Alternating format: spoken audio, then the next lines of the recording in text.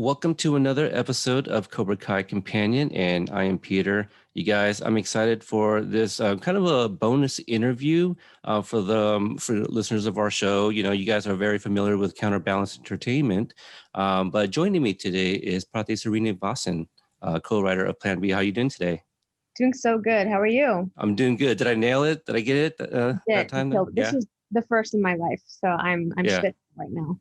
Yeah. It's like we've known each other for a while, right? Like I said it and it just rolled right off the tongue naturally. But again, I just mentioned Counterbalance Entertainment. Plan B is produced. Some of the producers rather are very familiar names to our listeners: John, Josh, and Hayden, and also Dina Hillier. So I'm very excited about this. John is also in our Facebook group page, and he shared this project when pretty in the early stages late last year, and we've all kind of been following it because we follow everything. We call them the big three, so we follow like everything that they do, obviously here at Cobra Kai as well. Prathi, let's talk a little bit about you before we get to Plan B. It's something that a lot of us have been anticipating. We need some good comedy in our lives right now, so it can't come at a better point. But you're originally from India. Yes, I'm an immigrant. Yeah. Yeah. Can you talk about that? And like, when did you come to the U.S.? So I was 6 years old when I came to the States. My parents told it to me that they were like, for your 6th birthday, we're going to America. You're gonna fly on a plane. And I was like, oh, planes. And like we didn't go back like for a long time. But it's just kind of how life goes. Money was tight in India, so it was time to try to move up in the world. So we came to Atlanta, Georgia for like a few months. And then from there we moved to Des Moines, Iowa. So I basically moved from like India to Des Moines, Iowa, which like, it was the crazy. I was like, America is just really open and really big. And like, there's a lot of cheese, like, that like I had like no concept of like most of America. Whereas most people have no concept of middle America. I had no concept of coastal big city America because Des Moines had like one highway and it was a dirt road, sort of thing. But then from there I moved to Texas, and that's where I met my writing partner Joshua, and we did the HBO fellowship together in California, and I've been living in LA ever since. So basically I feel like I have seen I've seen more of America than a lot of Americans, I feel. I think so. You're naming some places that are very familiar to me. What part of Texas were you in? So I was in Plano, which is like a suburb of Dallas. Okay. I lived in Dallas, Fort Worth for a little bit. Kind of like you. I was in Texas till I was 6, and I've been in Portland, Oregon ever since. So I wasn't sold on like let's go celebrate your birthday. My parents actually divorced, so a little bit different. But I was born in Corpus Christi, so shout out any chance I get when we talk about Texas. Texas margaritas also, no joke, so good. Yeah. I haven't been back since 2011, so it's been 10 years since I've been back to Texas. But next time I go, I'll have to try a margarita. Do it. Okay. All right. So you mentioned that's where you met Joshua Levy, who's your writing partner. You guys were best friends in high school. Yeah, we actually went to prom together. Oh, okay. Yeah. So talk about that friendship, because doing a little bit of research, I did realize that you guys are kind of joined at the hip when it comes to writing. You guys you guys did Fucked Up together, which I watched last night on HBO. Yeah. Hilarious. Thank you. Talk about your just kind of meeting each other, and what was it that made you guys decide to kind of get into writing together? I think it was always sort of weirdly, even as like kids, when we were like 16, was learning that our entire friendship was also predicated on working together. For some, I don't know why that is, but we were always those kids who were like, let's do a thing, as opposed to talking about a thing. Let's do a thing. So we did like YouTube videos together. Do not search for them. Don't do it. It's so bad. But at 16, we're like, let's write like a murder mystery or like a sci-fi thriller, and we weren't really held back by people's conceptions of what's possible and what's not possible, which ended up being a really important thing for me because I'm from a very traditional culture, very traditional background, and I love where I'm from, and I love my family so much. That being said, it's sort of like as an immigrant, you have to sort of do honor to the fact that your parents gave up so much to come to this country. And to be like, I'm going to be a writer kind of spits in the face of that. Like they worked their asses off and I'm going to go into like a super uncertain field and like fingers crossed, like I wonder if I get healthcare, trying to think that's like a crazy thing to tell them. And our friendship, I think, helped me think, don't think about what's going to go wrong. Think about what's going to go right. And if this goes right, your life is going to be amazing. And that is doing honor to the sacrifice that they did. And ultimately, so far, so good that, it's working out. So in that way, it's absolutely a life-changing friendship for me, for sure. So I'm glad that you talked about like, the traditional culture and all that, because I wanted to get into that. So was there very much of like a pushback? Because obviously you said, your parents gave up so much for the opportunity to come to the US, and you said, I want to be a writer. How can you talk about like their support or lack thereof early on? So I'll say this before I say anything else. I say anything else is that currently they're my world's biggest fans. They're That's so awesome. supportive. They're so amazing. Oh my God. Like I could not be luckier to have people in my corner. But it was a long road. Yeah. Not gonna lie. Yeah. It was a long ass road.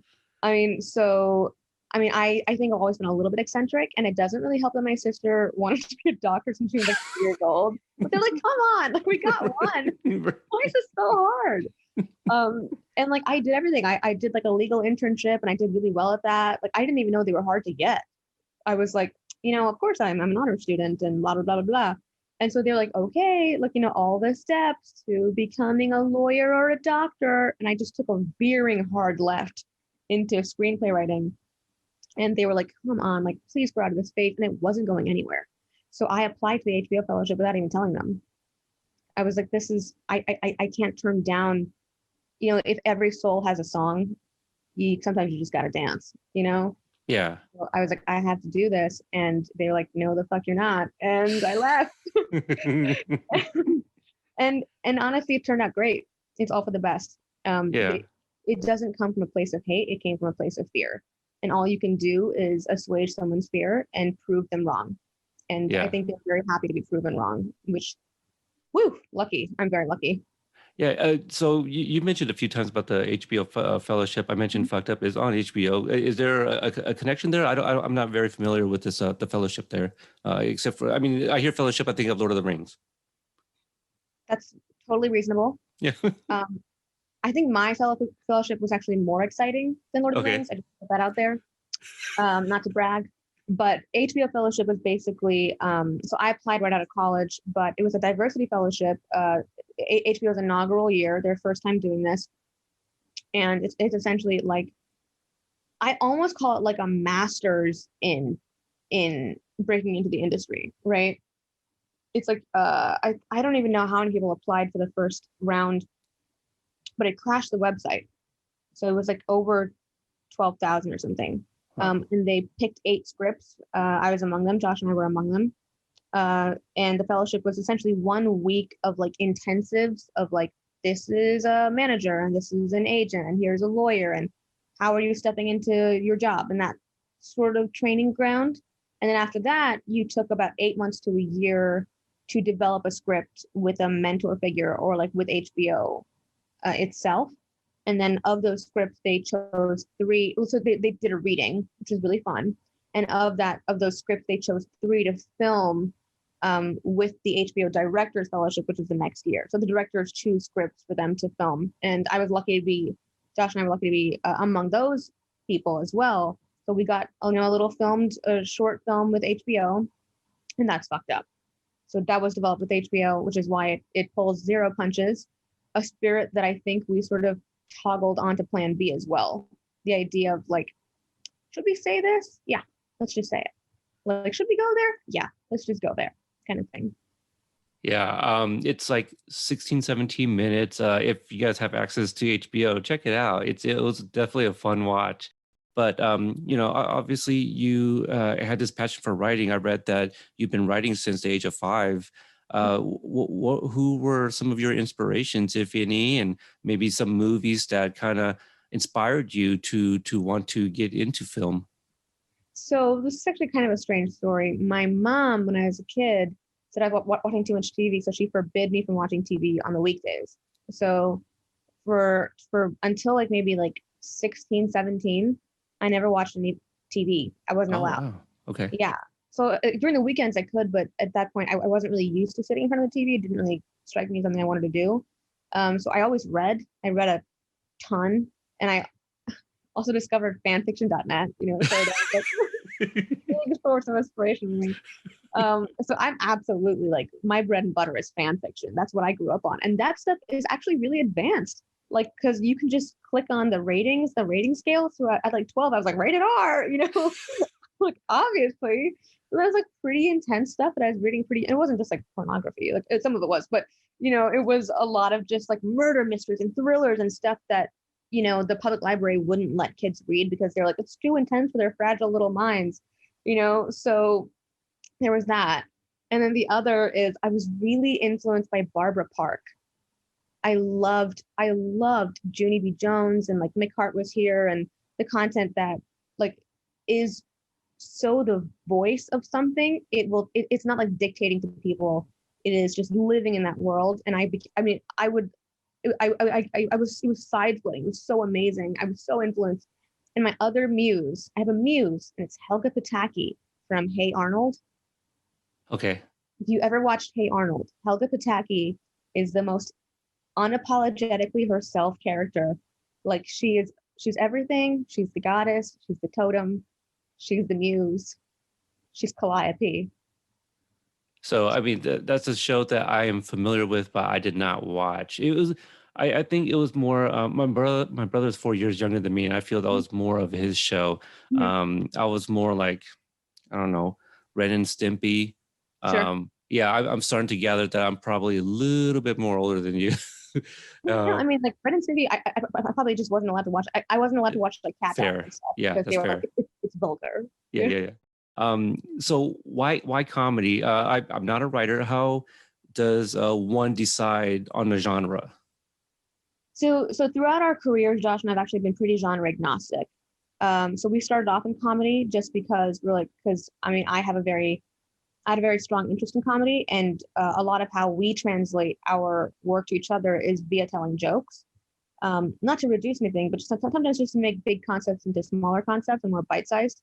Um, but we've actually done quite a bit of genre work at this point. We did Titans on HBO Max, iZombie on the CW. So we started in comedy, but we certainly have not stayed there by any Mhm. means. I did notice that you and yeah, Josh came from iZombie. I didn't check the timeline, but were you guys there at the same time as Bob Dearden? Yes, we were. So yeah, and again, listeners of our show will recognize Bob Dearden's name. He wrote 2 episodes of season 3, Cobra Kai. So a lot of this connection. So Yeah. yeah, so I really like that. Now again, we don't really know like how things work like behind the scenes, and that's why people like these interviews, because we get to learn. And that was one of the things I enjoyed growing up, and like buying DVDs, because you get all these supplemental material, and you find like behind the scenes stuff. But what is like to work on a project that's produced by John and Hayden, who wrote like the Harold and Kumar movies, you being Indian and Josh having a Chinese background? So first, it was like I I was a kind of starstruck, and I also was shocked that the writers of Harold and Kumar were two white guys. I was like, what? How did they know my heart? What happened? Who hurt you? Um, so that was really shocking for me, but they're really great and really amazing. And you totally get how like they not only work to keep things as authentic as possible, but also as fun as possible. I think that was the main thing. You can see the Harold and Kumar in them because they're not like, let's go. I mean, Harold and Kumar had them getting a cheetah stoned and going and running off with a cheetah. Like, so this is like a really out there movie, but it's really ultimately very openly they talk about this being the American dream. And that's a concept that will never not be tackled, especially if you're not white, or especially if you're a female, especially if you go through life feeling kind of unheard, you will typically toggle right back to trying to comprehend the American dream because it continues to evolve over time. So it was like getting to work with two professionals who did hear you and did want to talk about the American dream. And in our case, we're talking about it through the lens of women's rights and through the lens of Plan B. And they weren't at any point trying to say, like, I know more about birth control than you do.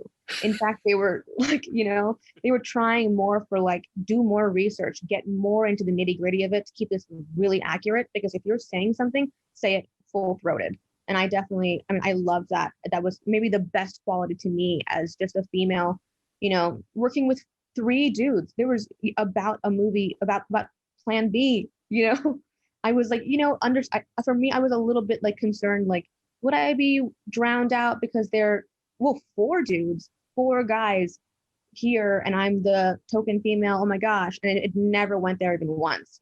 So it was just like a room of like, yeah, fucking let's go. This is awesome. Yeah, they're really amazing guys. Yeah. I've had the opportunity to interview them twice on the show, but I have met John and Hayden down at Sony like a year and a half ago. So yeah, all of this tracks. But yeah, it's the same kind of thing. Like when Cobra Kai came out, I was like, oh yeah, I'm a fan of the Karate Kid. I'll check the show out. I'm like, oh, they did Harold and Kumar.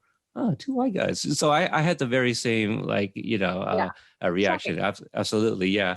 So after you guys, you and Josh write this script, how and what's the process after that? You guys go to pitching this, right? So that's how you got Counterbalance behind this. So this is a little bit different. So we wrote it with John Hayden. So essentially, we had them attached as producers from the very beginning because it's like, why would you turn? Because again, going back to what I said before, where they never reduced what was going on. So we're like, oh, this is a really good fit, and this feels like a good place to take a story that can ostensibly feel like it's quite edgy. It's not, it's pretty edgy stuff. And they weren't like, oh no, like, gee, will someone be upset about if we talk about Plan B?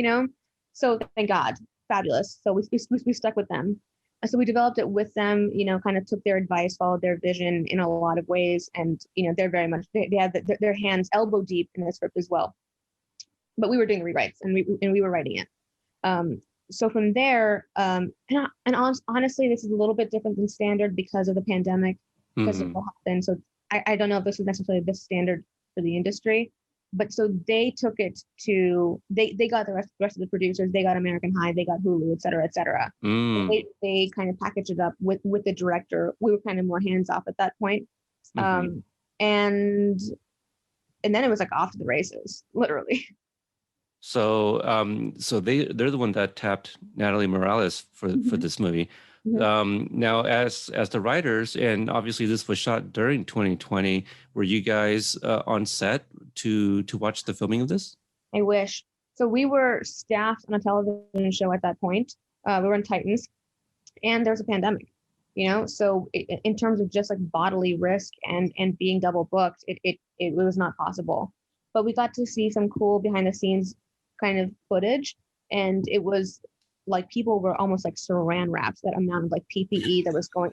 They're really intense about it. Thank God. Yeah. I'm very happy about that. But also I was like, yeesh, it looks pretty intense. So maybe I'll just stay in my couch and, hang out here. Yeah. So when writing the script, whose voices were you writing from? Did you, and also like the two lead characters, did you guys have like anybody in mind when writing them? No, we kept it kind of pretty open.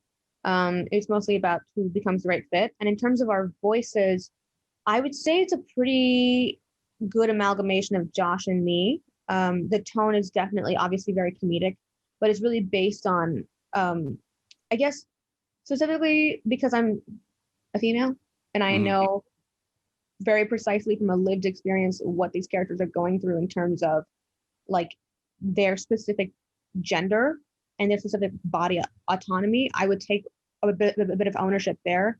But in terms of the tone, it's absolutely me and Josh kind of put together and making things feel as fun as possible. Okay.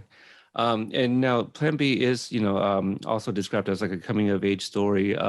obviously without spoiling very much, what can listeners expect to see from the film? So you can expect to see a road trip, obviously, and the idea that coming of age is not necessarily the prettiest thing. And as much of a cliche as this can sound, it's absolutely true that it is really the journey and not the destination that's going to sort of push you to become your best self or your highest self or your most evolved self. It's just that being pushed and evolving like looks really crazy, looks real crazy. So this does take place in the Dakotas. This is middle America where I grew up, big wide open roads where the American dream for two ethnic gems can feel a little bit out of reach. Okay. Now, is there somebody that, in terms of even writing or directing, who's somebody that you would like to work with eventually? Oh my God. So do we have another 3 hours or 4 hours maybe for me to Whatever. Yeah, this is your time. well, I've always wanted to, I mean, I love Rachel Bloom. She's amazing. She like I'm not even a fan of poop jokes, but she makes poop jokes really work. Amazing. But she also talks so frankly about content that it's like, all right, I guess like we're putting that on the table today. That's amazing. I love Paul Feig. So great. I love his suits. I love his drinks. I love his hair. I love his movies. So good. I really want to work. Ooh, I just want to have like a tea and maybe just peer into the brain of Matthew McConaughey because he's like a Southern fried alien. You know, What is you know what I that? mean? You know what I mean? Where you're like, what are you talking about? But you're also so Southern fried. You're so folksy and yet so what's happening? Hmm. Because I love his Oscar speech about being like who's your inspiration, and he said his future self. I was like, that's amazing. What? It's not Gandhi? Okay, I missed that speech. I'm gonna have to look that up. it's That's so good. yeah. So Was this after Interstellar? I think it was just before Interstellar. Okay. He Hmm. won an Oscar, or was it a Golden Globe or something? It was during the reconnaissance. It was like post True Detective Okay. Ah, sort of yes. stuff. Oh, and I really Brian Fuller. I also really want to work with Brian Fuller because Okay. he like all of his work is like kind of like Guillermo del Toro, but in a televised space, and somehow even more complicated. So it's like pretty good stuff. Yeah, yeah, Like, that's definitely someone I'm familiar with. mhm. As we get ready to wrap up, you mentioned some of your work. I Zombie is obviously available through CW. Titans is, gosh, what's Titans available HBO on? Max. HBO Max. Okay, there you go. Yeah, so again, another HBO. Bollyweird is something that you also worked on with Josh. That's available on YouTube. Yeah, totally What was it? free. Six, 7, 8 episodes? Yes. And in totality, it's like a half-hour viewing. Each episode's about like 7 to 10 minutes long. So it's like pretty quick, but it's totally free. It's a perfect kind of like lunch break snack to watch. Yeah, But we filmed it entirely over quarantine, which was really crazy. And like we followed all the sort of quarantine things. It was completely socially distant, which was crazy, which was really crazy. And it was a lot of fun. And so, yeah, it's on yeah. YouTube. Like you mentioned, each episode is just a few minutes. If you want to spread it out over a week and just watch it during your break or your lunch. So, what is Bollyweird? Like, how did you guys kind of come up with this series? So Bollyweird is essentially it is exactly what it sounds like. So it's about a wild child named Sandhya, from a very culturally specific, very religious family, grows up, goes, completely against all the things that she was taught to do as a good little girl, leaves home, goes to Vegas, becomes a DJ, and ostensibly a total failure, and has to come back home because her mother um, is terminally ill. Her mom tricks her to come back home, finds out she's terminally ill, and Sandhya now has to confront the world that she thought that she left in the dust. And that means confronting a certain person that she left home romantically, and then at the same time to please her mom and to kind of give her a dying wish, Sandy agrees to get an arranged marriage, all while pretending, all while sort of like not really going through with it. It's a sham marriage while she's falling in love with her mother's live-in nurse, who is a woman. So she finds out that her life has become one of these crazy, wild, over-the-top Bollywood movies that she grew up on with her mother. So it's a coming-of-age tale, but it's also a coming-home tale, in that when they say, like, you can't come home again, that's not true. You come home, but it's going to kick the shit out of you. Mm-hmm. And that's kind of really what it's about. But really, Josh directed it. He directed the whole thing. So he did such a fabulous job. I mean, you can really feel his hand guiding and smoothing this whole thing through. I'm starring in it. The two of us co-wrote it together.